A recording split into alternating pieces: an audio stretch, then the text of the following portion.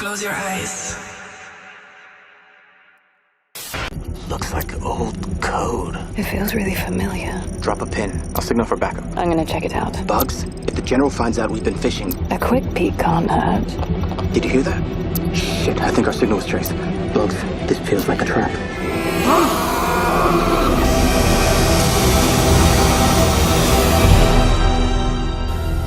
I'm going to hang up this phone, and then I'm going to show these people what you don't want them to see. This world is not what you think it is.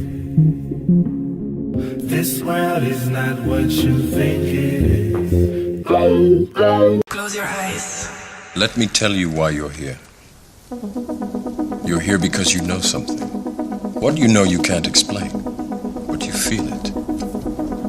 You felt it your entire life. That there's something wrong with the world. You don't know what it is, but it's there, like a splinter in your mind, driving you mad. It is this feeling that has brought you to me. Do you know what I'm talking about? The Matrix.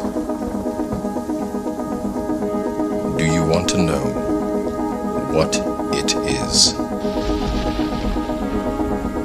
The Matrix is everywhere. It is all around us. Even now, in this very room. You can see it when you look out your window or when you turn on your television. You can feel it when you go to work, when you go to church, when you pay your taxes. It is the world that has been pulled over your eyes to blind you from the truth. What truth? That you are a slave, Neo. Like everyone else, you were born into bondage, born into a prison that you cannot smell or taste or touch. A prison for your mind.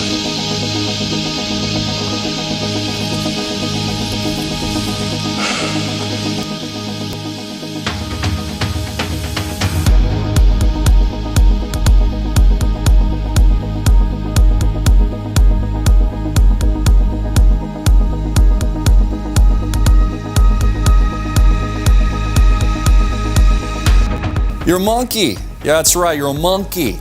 Ooh, ooh, ooh, ooh. According to the scientists, you know, scientism, the religion of atheists, you're a monkey. Yeah, you're no different from a monkey. You came from an ape. That's what they're telling us. In fact, there's a big story on Drudge Report today. There's a monkey skull that they allegedly found, and they say that that's where we came from. We're all monkeys. We're just a bunch of apes. And also, the scientific community says that we came from nothing. That's right. There was a blob of goo. It's kind of just like this muck of mud. They don't know where it came from. It wasn't alive. It was just kind of this gooey sludge stuff. It exploded randomly. It's magical. It was magic. It exploded and created this vast cellular universe of planets and stars and all of these ecosystems that, by the way, are completely and unarguably intelligently designed.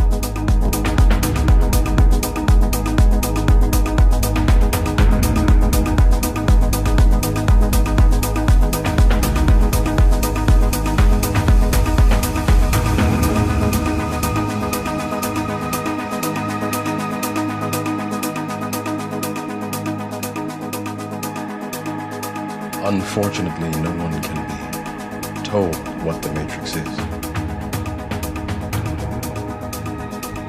You have to see it for yourself.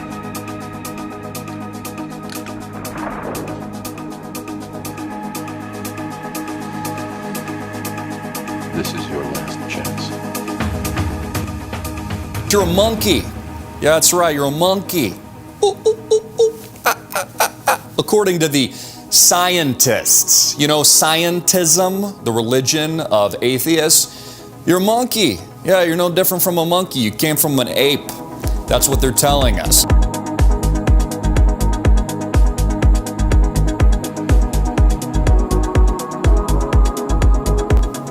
Again, is it possible that we've been lied to our entire lives, that everything is a lie, even the basic truths of how the earth functions? Let me give you another example. You know how they teach you in school while they're programming you and brainwashing you right after you come out of your mom's womb in the ward that makes up the public school system? They tell you about all the different layers of the planet Earth. They say it's a sphere, allegedly. And they say there's multiple layers, like a mantle and then different layers of the planet, all the way to what they call a magma core, right? It's like a volcano down there. It's really red hot. It's what created the poles and all the magnetism of the North and South poles. How do they know that? Because they've never dug more than 8 miles into the Earth. Fact. So it's actually just conjecture. No one's been to the core of the Earth. No one's even gotten past 8 miles. So how do they know what's inside the planet itself? What I know, because again, you probably know tuning in as a critical thinker, is what I see with my own eyes is an incredible, amazing, beautiful, intelligent design. Whether or not it's the beautiful, intelligent design of human consciousness, thought, and self-awareness, or it is the beautiful design and consciousness of nature itself. In fact, if things weren't designed so perfectly and intricately, the way that they currently are, there would be no life. But isn't that the point of the secular religious ideology that makes up Darwinism, evolution, and all these various topics that they don't even allow you to have common discourse on? You know, what they're selling is this. You came from nothing. You are nothing. You're completely insignificant. You're a goo that exploded in an ape in a vast, endless, infinite universe spinning on a freaking ball at a little bit of a tilt with endless stars and other planets and things that we've never even seen before because no one's actually been there. In fact, all independent research of sending balloon satellites up into the sky show what? Flat horizon. The horizon actually rises with the eye of the viewer. You don't have to look down. Why is it that railroads, when they're built, don't account, the engineering blueprints don't account for the alleged curvature of the Earth? If you're building a bridge miles and miles and miles long, let's say in Key West, wouldn't you have to account for the alleged sphere of the Earth? How come airplanes that fly crisscross around the country don't also have to account for aviation changes and altitude changes on the curvature of the Earth? If the Earth is allegedly curved, wouldn't the plane have to go a little bit nose down every several miles that it's flying to compensate? If the Earth is allegedly spinning 1,000+ miles per hour, and the average Boeing 747 flies 500 miles per hour, wouldn't the Earth be spinning faster than the plane itself and eventually catch up to it if, let's say, the plane was flying east? You know, when you begin asking these fundamental questions, you'll begin to understand that most of what you get on all the topics I just discussed, and believe me, there's many more, are disinformation campaigns. You want to know the biggest disinformation campaign? The Flat Earth Society. It's controlled opposition by the deep state to make people that even consider these scientific inquiry seem insane.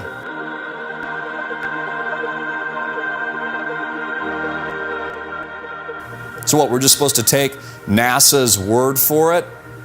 I tell you what, one thing that NASA's done a great job of is collecting billions and billions of dollars from the American taxpayer slave.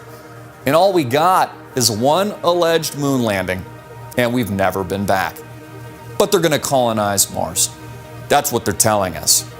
So we live in this world where the AI is taking over, and I'm just telling you to look into this stuff, folks. I'm not telling you to believe me. I'm not telling you to believe NASA. I'm telling you to critically think. How much in your life of your current reality do you just take for granted? Well, I don't know. I don't understand that math paradigm. I don't understand that blueprint or engineering, so I'm just not going to think about it and even try. There's someone else that understands this kind of thing. It's like the tax code today. It's so complicated that it reaches a certain point where you're like, well, I don't know, hands off. There's professionals that do this kinds of thing, right? It's not like the IRS would overcharge me or anything like that. See, it makes perfect sense. Confusion is the ally of the deep state. It's why they want your children's minds so early. They want to brainwash them as soon as possible. It's also why public schooling is free, and one of the first things your kid or student, really your inmate, is taught is the alleged spherical Earth.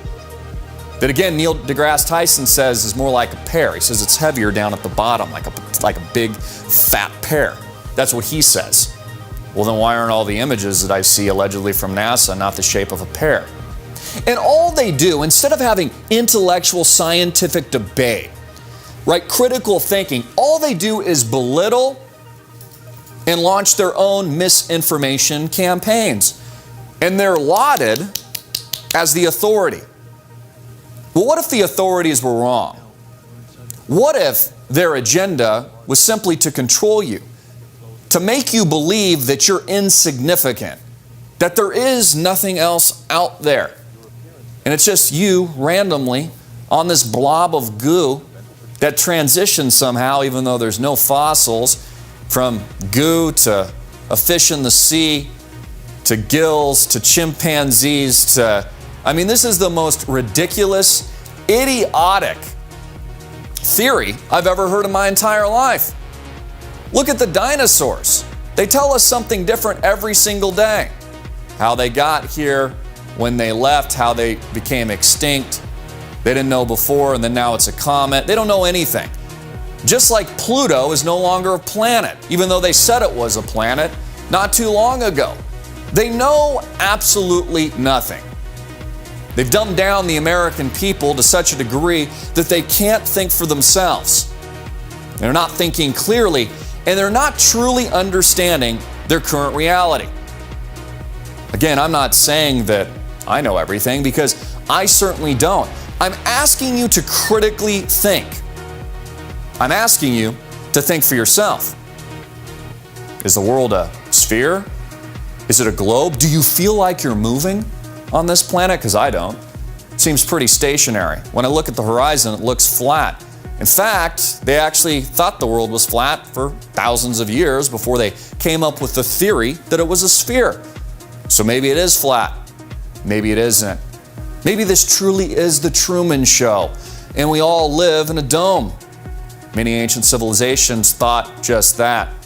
And not only did these same ancient civilizations sacrifice thousands and millions of children to the gods, it's still being done here in the United States of America, under the authority of secret societies that really rule the world. Jeffrey Epstein, just one example, a convicted pedophile who got away with it. How many more of these scumbags are walking scot-free in Washington, D.C., in the depths of cities and countries all across the flat earth? I'm Christopher Greene. Get this video out everywhere. Make it viral, hard-hitting it in your face.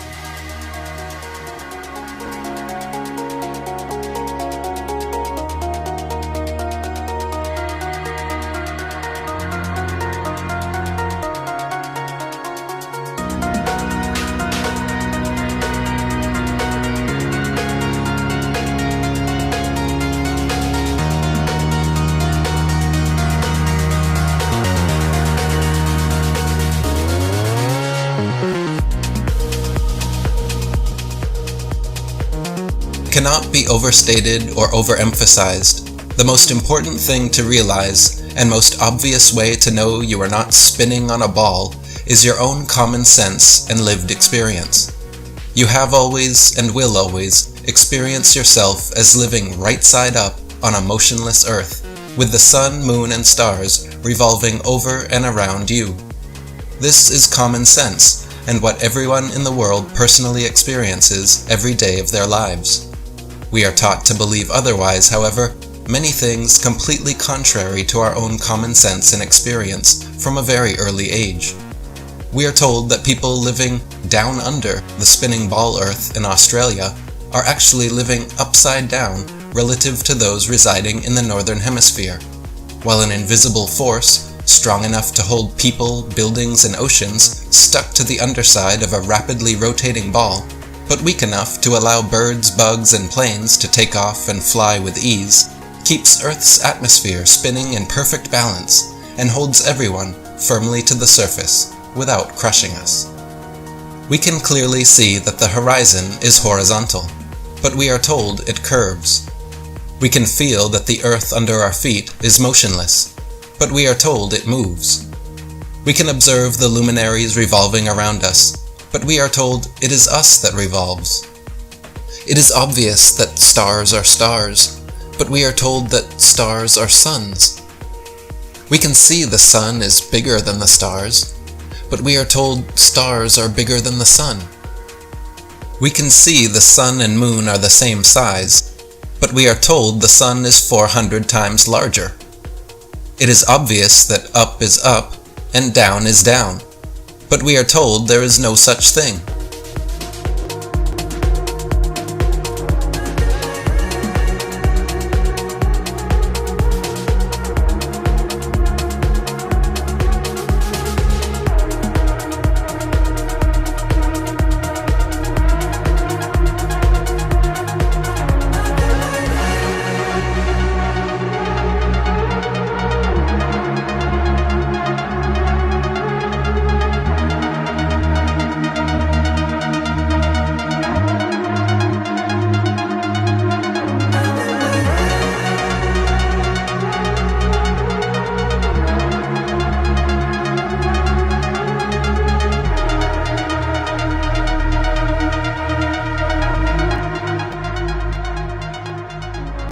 Natural physics of water are that once contained and undisturbed, the surface will always remain horizontal.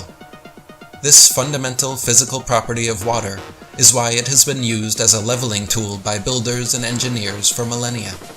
Whether in a bucket, bathtub, pond, lake, or an ocean, the surface of water at rest always remains flat and doesn't have the ability to show convexity or any shape whatsoever upon its surface. This fact is easily demonstrable and empirically verifiable, but completely at odds with what we are told about the globe. For Earth to be globular and over 70% covered in water, the oceans must be somehow curving around and sticking to all sides of a rapidly spinning ball suspended in space. It is simply impossible to make water behave this way. As anyone can experiment for themselves, bodies of water will not stick to the underside of a ball and cannot show convexity or any other shape upon their surface. Globe defenders will often point to water droplets, meniscus, surface tension, or adhesion, claiming these are examples of water bending or sticking to a surface, which is nothing but a fallacy of false equivalency, as these only happen at a very small scale, the size of a coffee cup.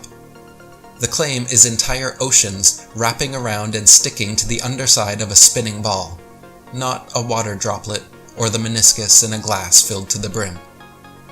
NASA has also recently taken to faking CGI water balls using augmented virtual reality technology in an attempt to convince the public that water can behave this way. This kind of demonstration, done in a reference frame inaccessible to 99.99% of the population, however, is unrepeatable by the world's scientists and skeptics, and is therefore not scientific or permissible as proof of anything. First, they claim only massive objects the size of Earth have this attractive property. Then, as evidence, they show a phenomenon allegedly outside of our earthly reference frame. In other words, they are claiming bodies of water can bend around, stick to a ball, and show curvature upon their surface, but only at a scale too big for the public to recreate. Then they are claiming water can ball up and float suspended in air, but only in a reference frame too far for the public to recreate. As for water level, globe defenders have actually attempted to completely redefine the term level just to fit with their dogma. The true definition of level is a flat horizontal plane with no deviation in elevation along its surface. Water always reliably seeks and maintains its own level, and that is why it has been used in spirit levels and construction projects from time immemorial to create perfectly horizontal structures, no matter their size. Globe zealots, however, unsatisfied with this obvious truth and clear definition, have attempted to redefine level to instead mean curved. Their globe-friendly version of level means equal heights around a ball when measured from a central point. The fact of the matter is, however, that nobody has ever reached this hypothetical center point of the hypothetical Earth globe, so their redefined term cannot be tested or falsified. Until that day, rest assured there is good reason we call it sea level and not sea curve. How did I beat you? You're too fast. Do you believe that my being stronger or faster has anything to do with my muscles in this place? You think that's air you're breathing now?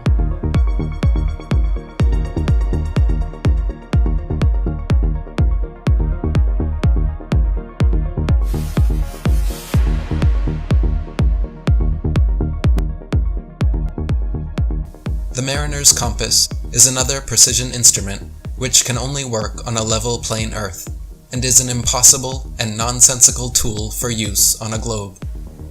It simultaneously points north and south over a flat surface, and must be held flat to work, yet claims to be pinpointing two constantly moving geomagnetic poles at opposite ends of a spinning sphere originating from a hypothetical molten metal core.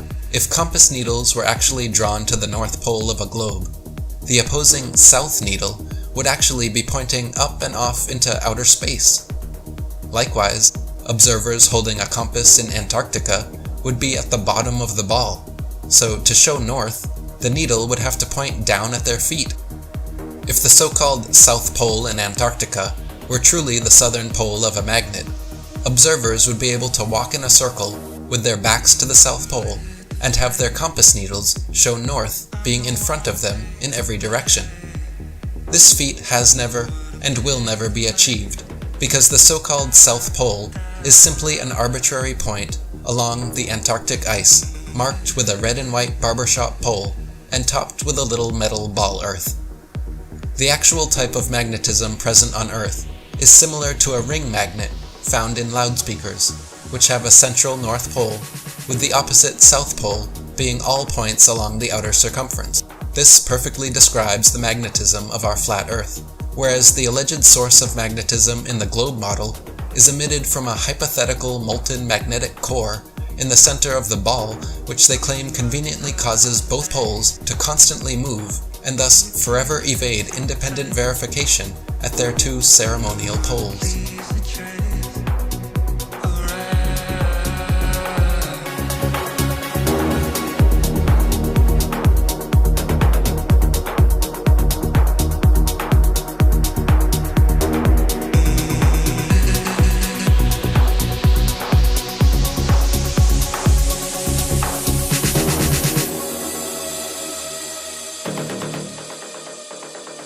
Trying to do. I'm trying to free your mind, Neo. But I can only show you the door.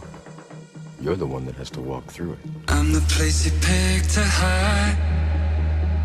I'm the thing you left inside. I'm the time you never tried, and you lied. And I'm the one never sleep through the night. Just set you right, I'll leave you with the light.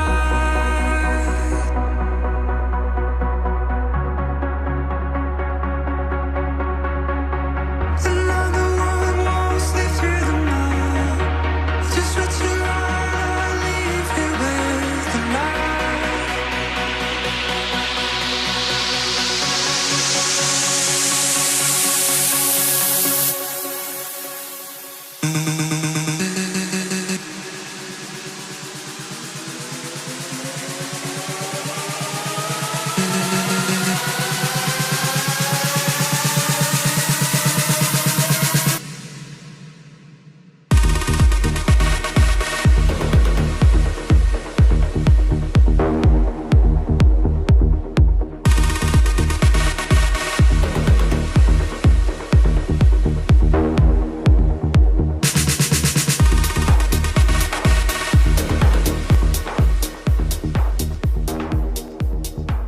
the pole star, situated directly over the North Pole center of Earth, never moves, night after night, year after year, century after century, with all the other fixed stars remaining fixed in their relative constellations, revolving perfect circles around it.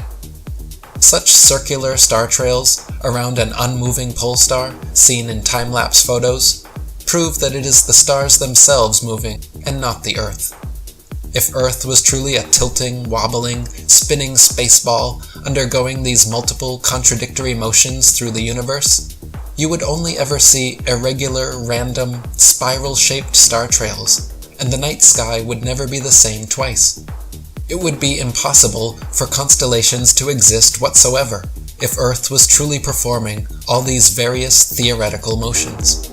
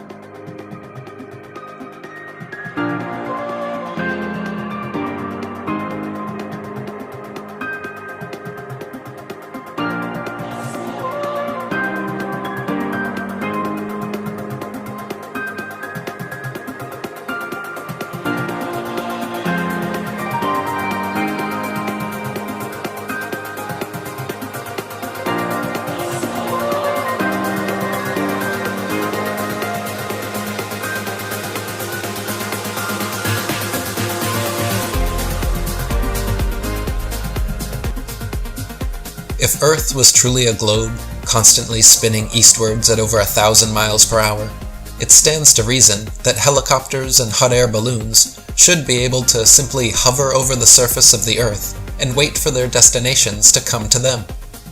For example, during the Red Bull Stratosphere dive, Felix Baumgartner, spending 3 hours ascending over New Mexico, should have landed 2,500 miles west into the Pacific Ocean, but instead actually landed a few dozen miles east of the takeoff point. Likewise, vertically fired cannonballs and other projectiles should fall significantly due west on an eastward spinning ball. In actual fact, however, whenever this has been tested, vertically fired cannonballs shoot upwards an average of 14 seconds ascending, 14 seconds descending, and fall back to the ground no more than 2 feet away from the cannon, sometimes directly back into the muzzle.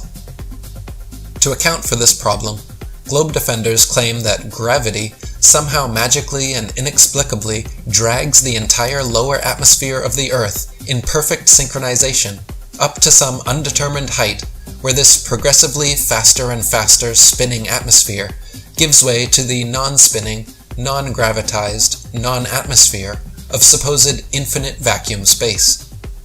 NASA refuses to answer at what altitude this impossible feat allegedly happens, but the effect such a transition would have on a craft traversing it would be disastrous.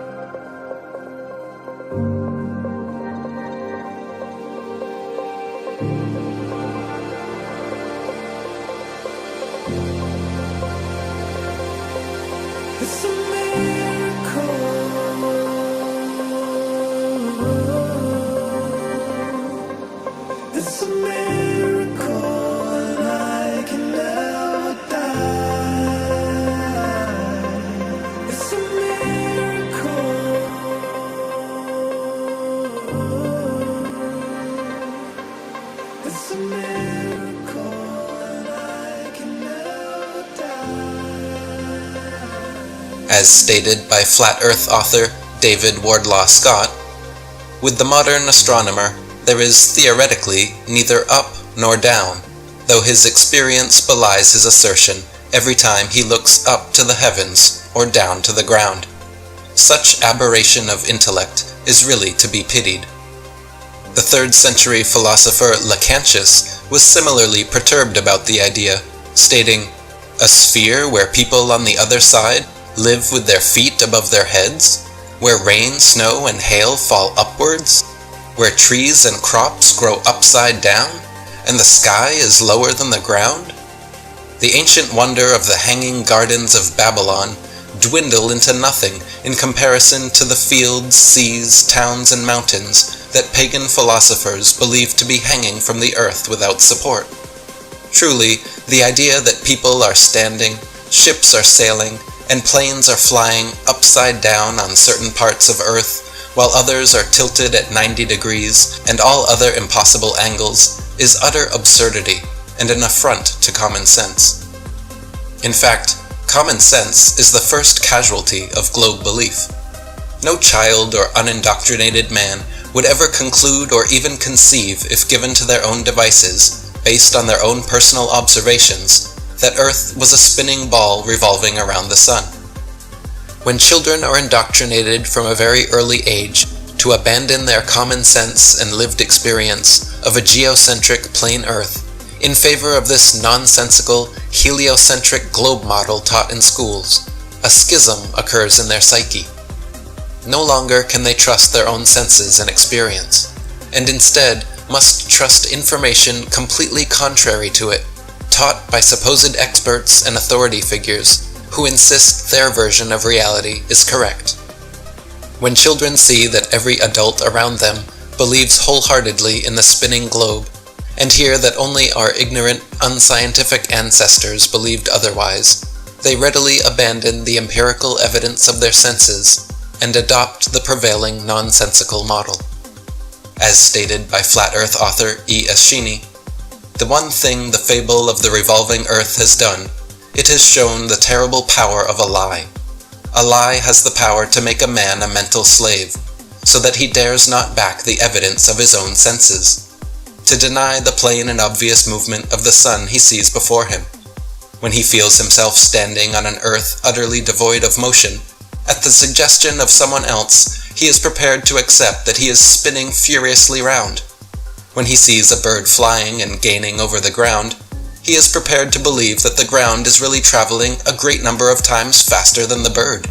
And finally, in order to uphold the imagination of a madman, he is prepared to accuse his maker of forming him a sensiferous lie.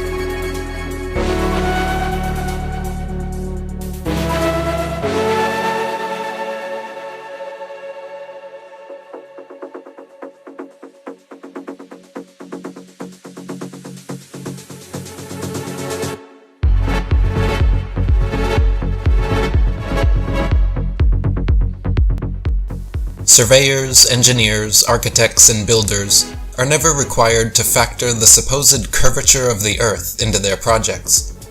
Plumb bobs are used to establish plumb vertical datums, with spirit levels then used to establish horizontal datums and lay flat foundations across great expanses.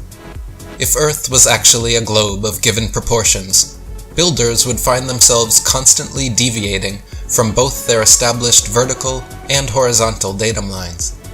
But in reality, canals, railways, bridges, tunnels, and other large projects are always cut and laid horizontally, often over hundreds of miles, without any allowance for curvature, and no deviation from established datums.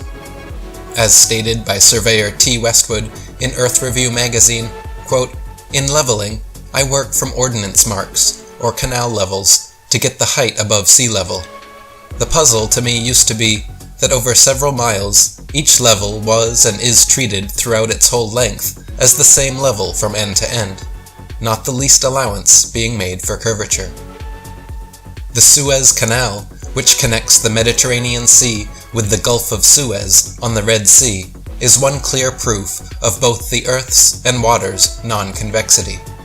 The canal is 100 miles long and without any locks, so the water within is an uninterrupted continuation of the Mediterranean Sea to the Red Sea. When it was constructed, the Earth's supposed curvature was not taken into account. It was dug along a horizontal datum line 26 feet below sea level, passing through several lakes from one sea to the other, with the datum line and the water's surface running perfectly parallel over the 100 miles. Another good example is the Dunyang-Kunshan Bridge, the longest bridge in the world, just over 102 miles long, which runs parallel to the Yangtze River and connects the Shanghai and Nanjing provinces. This bridge is approximately the same length as the Suez Canal, and was also built without factoring the alleged curvature of the Earth.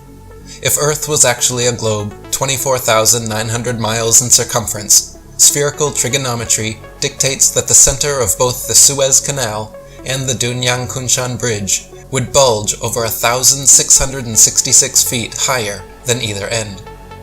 Engineer W. Winkler was published in the Earth Review regarding the Earth's supposed curvature, stating, "As an engineer of many years' standing, I saw that this absurd allowance is only permitted in school books. No engineer would dream of allowing anything of the kind. I have projected many miles of railways and many more of canals, and the allowance has not even been thought of, much less allowed for. This allowance for curvature means this, that it is 8 inches for the first mile of a canal, and increasing at the ratio by the square of the distance in miles. Thus, a small navigable canal for boats, say 30 miles long, will have, by the above rule, an allowance for curvature of 600 feet. Think of that, and then please credit engineers as not being quite such fools. Nothing of the sort is allowed. We no more think of allowing 600 feet for a line of 30 miles of railway or canal than of wasting our time trying to square the circle." Railroads are another example of large-scale construction projects spanning hundreds or even thousands of miles, working from an established datum line and without deviating for the entire length.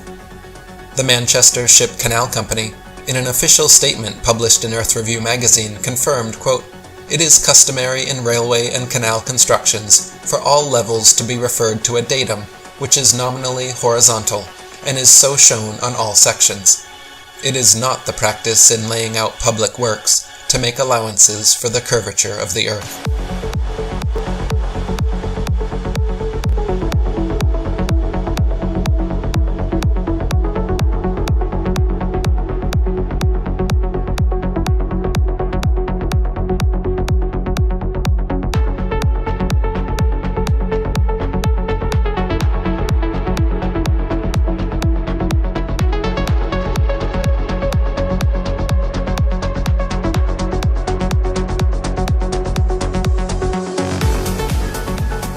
Is it possible that we're living in that Truman Show today?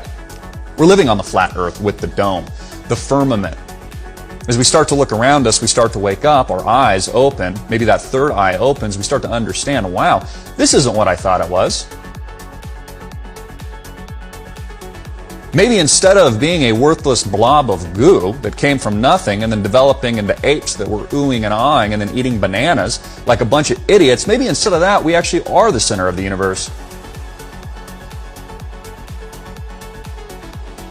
Maybe we are special. In fact, maybe there is unbelievable evidence of creation. But the government has decided to hide that from you. Why?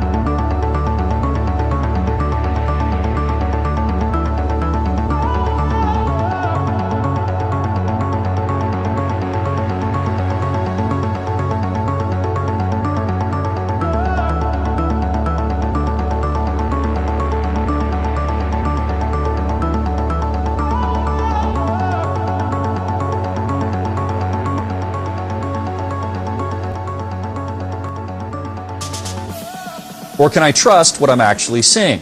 But Christopher, the Earth is a globe. I was told that when I was 1 year old. They said, look, this is a globe. Isn't it interesting? It's one of the first things that you're actually taught. The Earth isn't flat, it's a globe.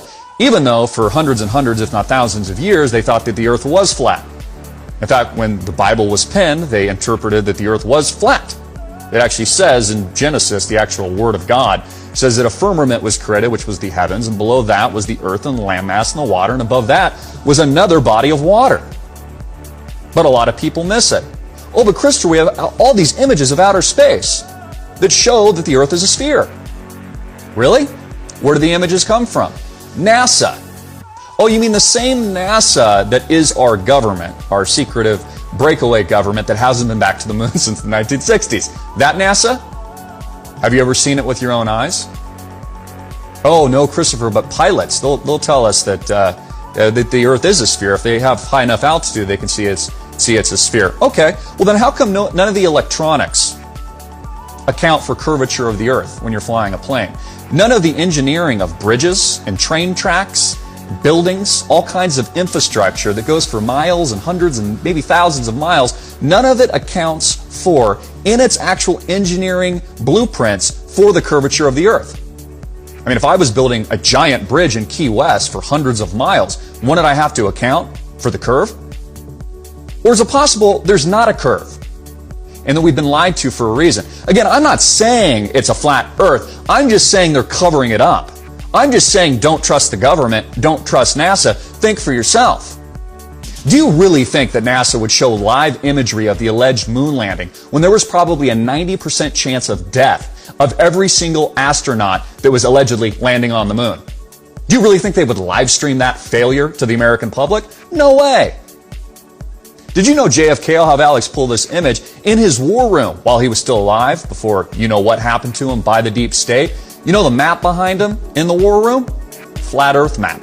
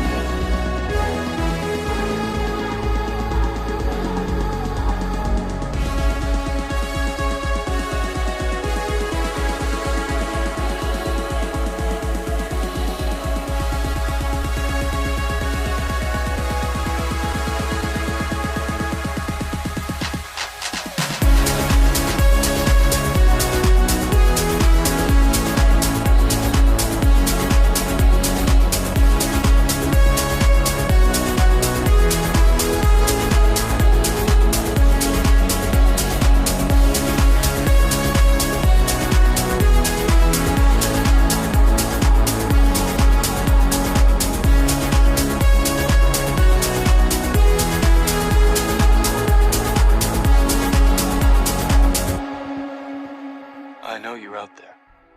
I can feel you now. I know that you're afraid. You're afraid of us. You're afraid of change. I don't know the future. I didn't come here to tell you how this is going to end. I came here to tell you how it's going to begin. I'm going to hang up this phone, and then I'm going to show these people what you don't want them to see. I'm going to show them a world without you. A world without rules and controls, without borders or boundaries. A world where anything is possible.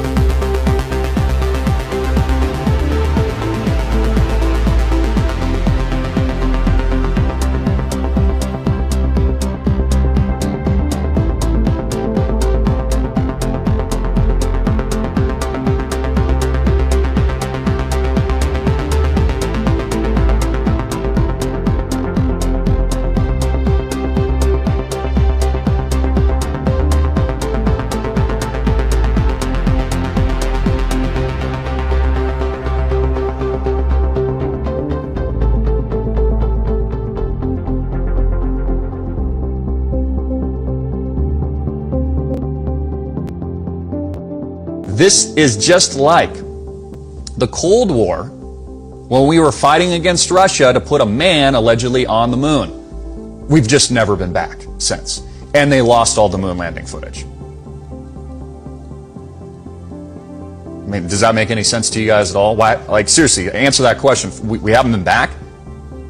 Don't you think it'd be a good idea that we go back there just to kind of check things out? Aren't there things to learn on the moon? So what are they hiding from us? I go back to the Antarctic Treaty, where every country in the world, all the major superpowers, have a treaty that has been in place for longer than 50 years, I think it is, which basically prevents any civilian from going to the Antarctic area. Why is that? Are you familiar with any other treaty that's actually sustained the test of time for that long without being broken and there being an eventual war? So what's the motive for that treaty? Is it possible that we're living in that Truman Show today? We're living on the flat earth with the dome, the firmament. As we start to look around us, we start to wake up, our eyes open, maybe that third eye opens, we start to understand, wow, this isn't what I thought it was.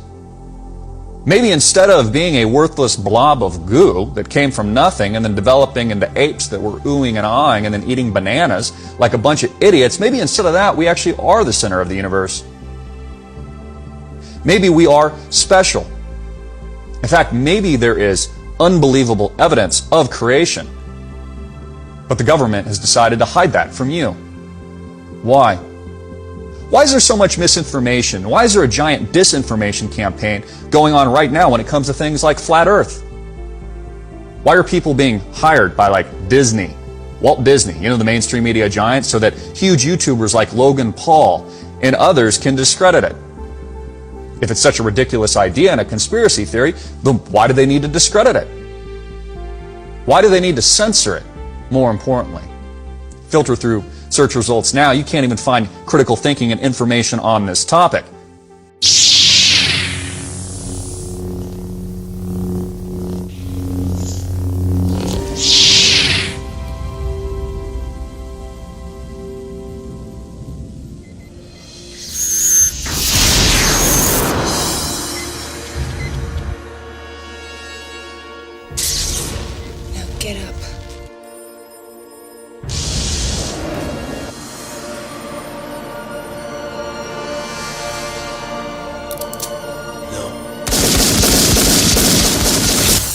happens when it actually gets out. The kind of restructuring of society and the system that truthers are looking for, that people know we need, is what can happen, and what will happen, and what must happen if this truth gets out. Because this is huge. It is the truth. I guarantee anyone who's never heard of this before, look into the flat Earth. The Earth is flat, just like it appears on the horizon. The Earth is motionless, just as you feel motionless. Everything in the sky revolves around us, just as it appears if you look up and use your own eyes, your own senses. Everything that your senses tell you is what's happening. But you've been fed a false system. You've been shown CGI images with a ball Earth with a horizon that curves. You've been shown more CGI images with a ball Earth that spins. You've been shown planets that spin like billiard balls around each other in many different directions at many different speeds simultaneously. You've been shown all these things in CGI format. You've had Freemasons lie to you and tell you they've seen it for themselves, but you've never seen it for yourself. You've just been lied to and shown pictures, and you believe those. It's not science. Science, in fact, shows that the Earth is flat and motionless, and there are hundreds upon hundreds of proofs and experiments that have been repeated throughout history for hundreds of years, but you haven't been taught them in school, because they don't want you to be taught that in school. They show you a spinning globe on your first day and tell you that gravity keeps water and buildings and people stuck to the bottom of that thing, and they repeat it until you believe it, your parents believe it, your grandparents believe it. 500 years ago, people were believing it. I know you're out there. I can feel you now. I know that you're afraid. You're afraid of us. You're afraid of change. I don't know the future. I didn't come here to tell you how this is going to end. I came here to tell you how it's going to begin.